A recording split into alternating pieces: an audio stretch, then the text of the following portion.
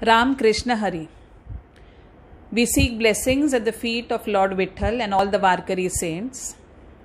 In the previous section of Sant Muktabai Charitra, we saw how the Brahmin council at Paithan happily gave the Shuddhi Patra, that is a purification certificate, to Nivruttinath, Jnandev Maharaj, Sopandev and Muktai to be handed over to the Brahmin council at Alandi.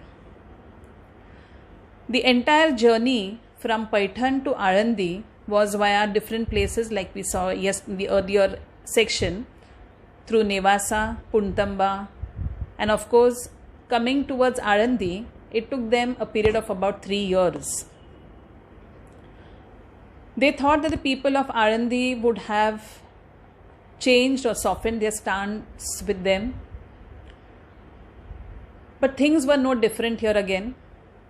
Although a small population of Alandi had heard about the miracles performed by Mauli at Paithan regarding the male buffalo reciting the Rigvedic chants, and also the miracles which took place at Nevasa as well as at Puntamba, some people respected these four and realized that these were no ordinary beings, but the main population whom these four brethren wanted to appease so that they could get the sacred thread ceremony done and could be included in their fold, that particular section remained as rigid as ever.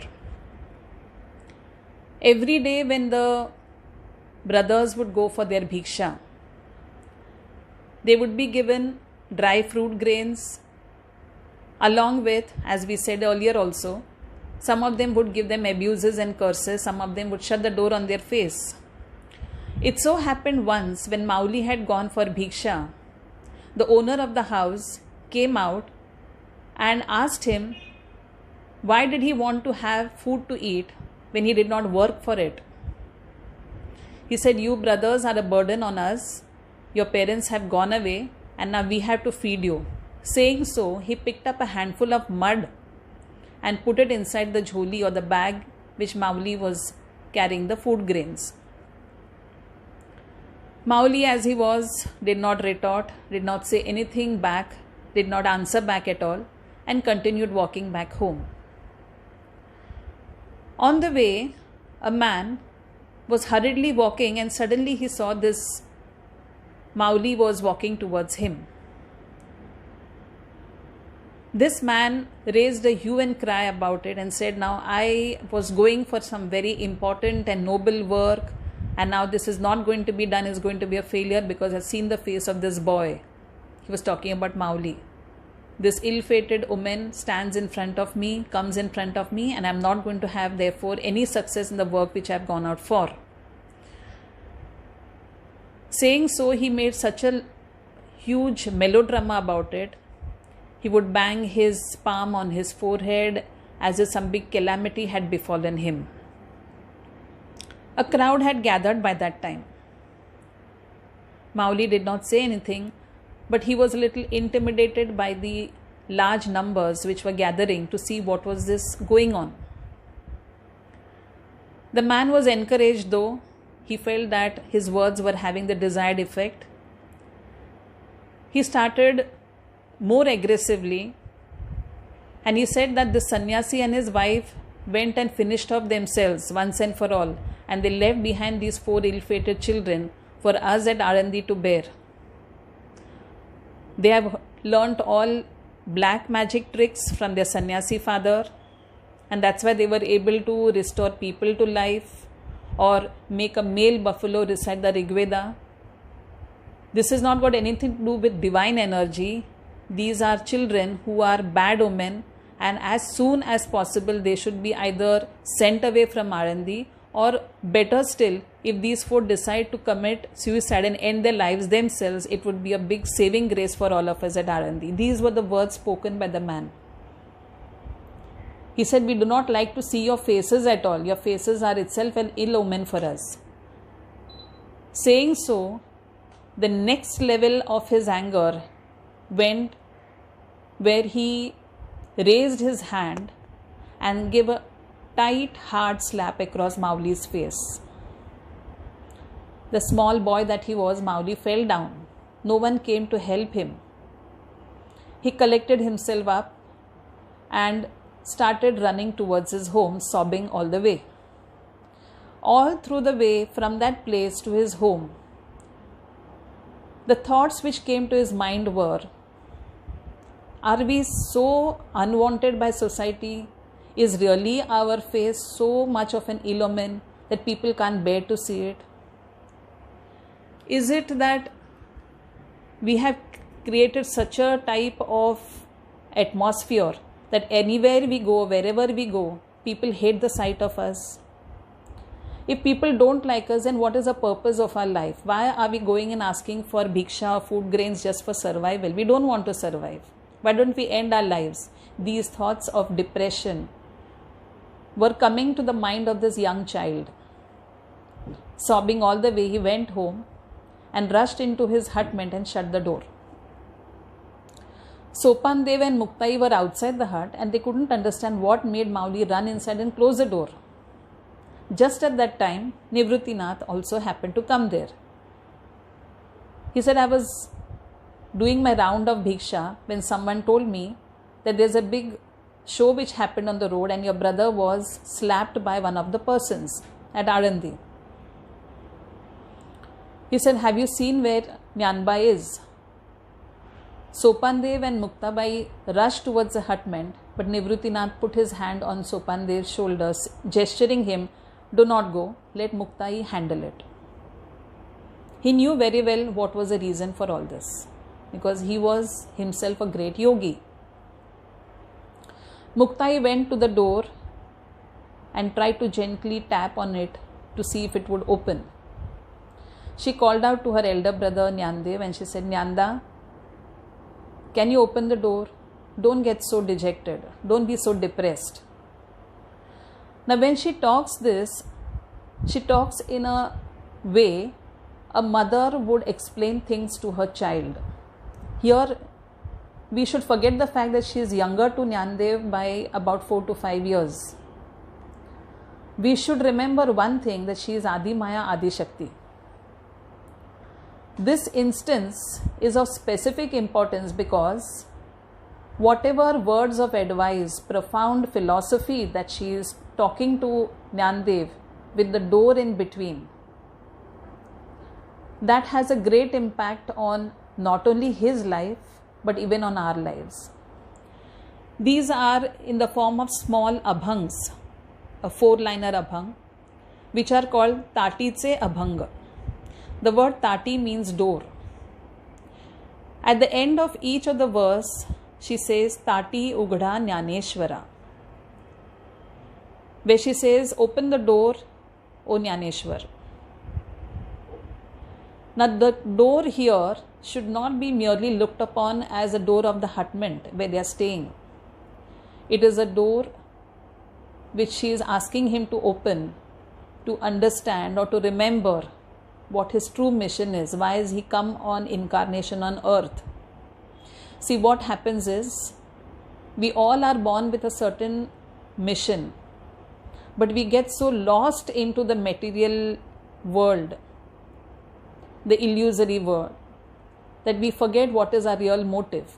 So here also, for a fraction of a moment, Jnaneshwar Mowgli had forgotten what was his true mission. And he felt depressed. Depression and dejection are not for saints. They are for common people. So this advice which she gives him through these abhangs, there are about 11 abhangs here, very small ones. These are supposed to be taken as pointers for us also, that we should not forget what our true mission in life is. We should therefore open the door of our soul, not of the house. Here Tati is not for the door of the house. It is Tati means the world should be opened to us. For that we need to open our eyes, not our physical eyes, the eyes of our soul. And we should understand, remember what our true mission is.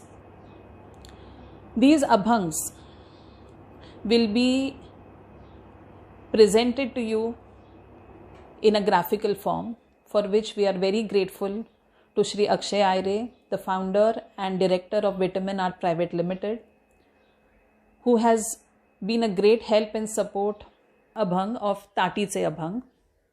The first line is, योगी पावन मनाचा साहे अपराध जनाचा विश्व रागे झाले वनी संती सुखे भावे पाणी. Now here she says, yogi pavana manacha. So she tells him, Mauli, you are a yogi. A yogi should be pure-hearted. Pavan means pure. So yogi should be pure-hearted. Sahe apradha janacha. A true yogi is one who tolerates all that society throws atrocities at him. He tolerates it. Vishwa rage zhale vani. Even if the world becomes angry, because the world is comprised of whom? People like us. So when we get angry, we have so many imperfections in the form of anger, lust, greed, hate, hatred, jealousy. So these imperfections somewhere or the other manifest in some form. They come out in some form through us. And our aggression, our dissatisfaction, unhappiness sets the world on fire. Of course, here she is talking in a very metaphorical way. Vishwa rage zhale vani. Vani means to have a fire. Even if the world sets fire, what should be the sign of a true saint? She says, Santi sukhe bhave pani. The saint should be like the water to douse that fire. The saint should not get scalded in it. He should not get burnt in it. In fact, he should be putting out the fire. Here she uses the term yogi as well as santa for Jnaneshwar Mauli. Yogi is by nature, is actually a status given to Mauli here, whereas santa is the nature of Mauli.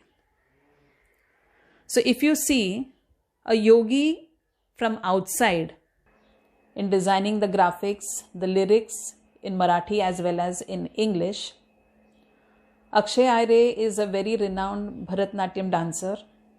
He is a teacher to many students and he himself is a student of Carnatic classical music. These abhangs, with the grace of Mauli, I will try to explain in my own interpretation, as what you call as my own juvenile brain gives me knowledge. I may give some examples in between, some instances in between, with the help of which maybe certain profound philosophical terms would become clearer.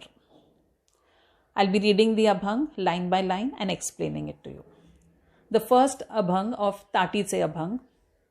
The first line is, Yogi pavana manacha sahe apradha janacha vishwa rage zhale vani santi sukhe bhave pani.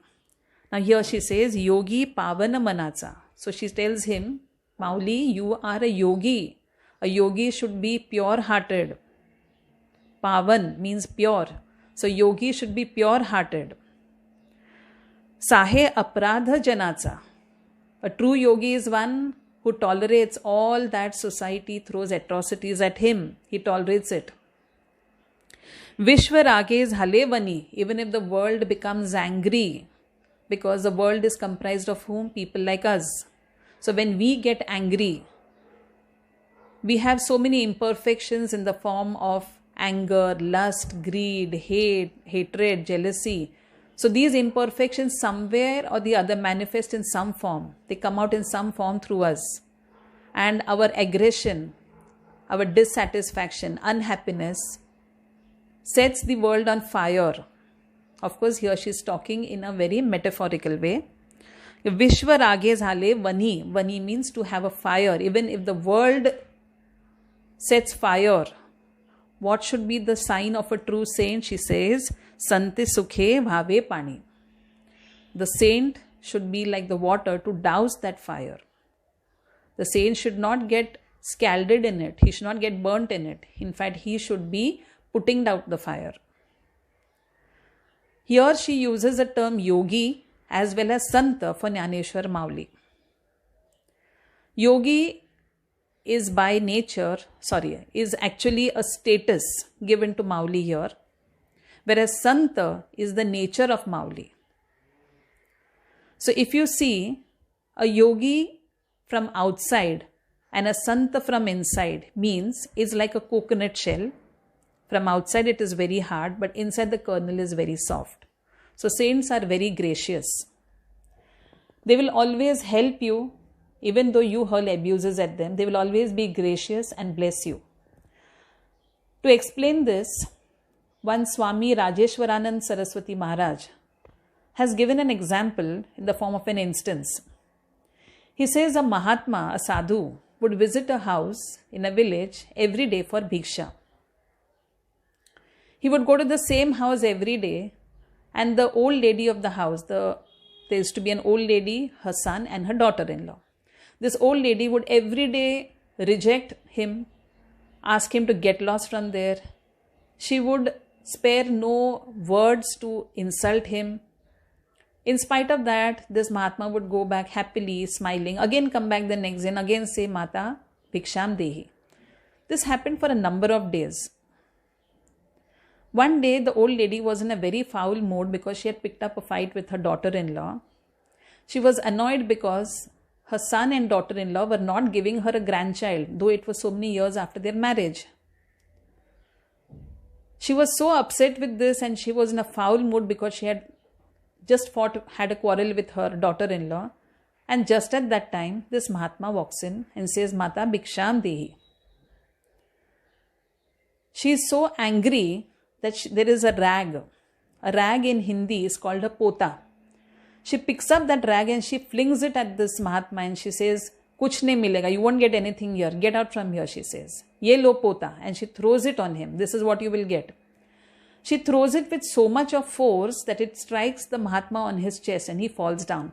In spite of that, he picks it up, smiles, tears that pota into two and throws it back at her and says, Tu bhi le pota.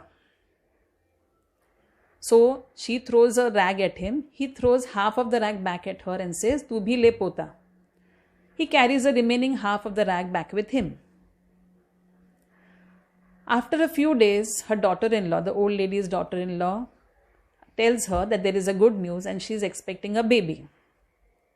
A few months later, the daughter-in-law delivers a male child and the old lady is very happy that she has got a grandson. A grandson in Hindi is also called a pota. At that time, it strikes her what the Mahatma had done. Of course, after that day, he had not turned up at all at this lady's house for bhiksha. At that time, she remembers that the man had thrown, the sadhu had thrown the half of the rag at her saying, Tu bhi le pota. So he had actually blessed her. Though she had abused him, hurt him, throwing a rag at him, he had thrown her a grandson. So pota has two meanings in Hindi. Pota is a rag with which we mop the floor and pota is also a grandson. So what this story tells us is that whatever you throw at a saint, he will always give you back good things only. He will never hold a grudge against you or a revengeful attitude with you. The other half of the rag which the sadhu carried with him, see what he did with it. He removed the threads from it, dipped it in oil which he had collected from somewhere as bhiksha, lit a lamp using these threads as wick and placed it in front of his deity, the god to whom he was worshipping. So what is the meaning of this is that the saint or the sadhu or Mahatma, whatever you throw at him, you throw him a soiled piece of cloth also, he will make it so beautiful and so divine that it becomes an offering to the Lord. So this is what Muktai also is trying to tell us through this Abhang, that even if the world is aggressively on fire, the saint has to be like a water and douse the fire out. Now we come to the next line. Shabda shastres hale klesha santi manava upadesha. That means when words become like very strong weapons, words are very strong weapons, and words can cause klesh, that is a disturbance or turbulence in us. But what should a saint do? A saint should not show the same reaction as what common people do. A saint should take it as an advice. So whenever someone uses bad words at a saint, he should take it in his own stride as a piece of advice. About words, it's very important to note a doha of Sant Kabir, which is telling us the importance of words, because words are so strong. They are shastra, as what Muktai also tells us. They are weapons. So they can create wounds also on you. So what is the doha of Sant Kabir? Let us see that. Shabad shabad har koi kahe. Everyone talks words. Shabad shabad har koi kahe. Shabad ke haath na paav. Words don't have hands or legs. They don't have any ways or limbs. Ek shabad aushad kare. Ek shabad saughav. So one word, shabad means shabd. One word can be healing for you, whereas one word can be even hurting you. So what Sant Kabir says, or what Muktai says in her Abhang, there seems to be a oneness in it, which is very evident from the word she uses. Shabda shastres hale klesha. So words can cause a lot of turbulence, a lot of disturbance, because words can hurt you, words can harm you, but words can also heal you. When someone comes and tells you a few good words, it becomes a healing effect for you. Whereas when someone comes and talks very rudely to you, the words remain like birds hovering around you. So it is about words that she's talking here. Vishwa Pata Brahma Dora. Vishwapata means the entire world is one fabric. And in that, Brahma, that is a creator, is like a thread. So what it means is, we all are connected to each other. We are all one. She is indirectly giving Jnaneshwar Mauli the philosophy of oneness or Advaita. Because she is Adi Maya and he is Jnaneshwar, the wise one. Between Maya, Adi Maya, and the wisdom is present the door, the tati, the veil, the curtain. So she's asking him, remove that. Then only you will come face to face with me and you will know that all the world is one. Aham Brahmasmi, as what she wants to say. So she says, Vishwapata Brahma Dora, Tati Ugda Jnaneshwara. So open the door and dissolve this separate conditions between me and you and let us become one, is an indication she gives us. It's a lesson she tells us through her Abhang. This is the first Abhang of the Tatiche Abhang.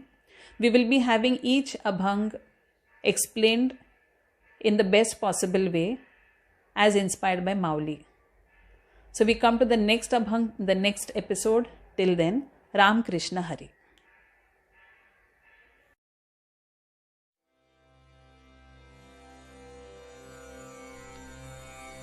योगी पावन मनाचा साहे अपराध जनाचा विश्वरागे झाले वन्ही संती सुखे भावे पाणी शब्द शस्त्रे झाली क्लेश संती मानावा उपदेश विश्वपट ब्रह्म दोरा ताटी उघडा ज्ञानेश्वरा।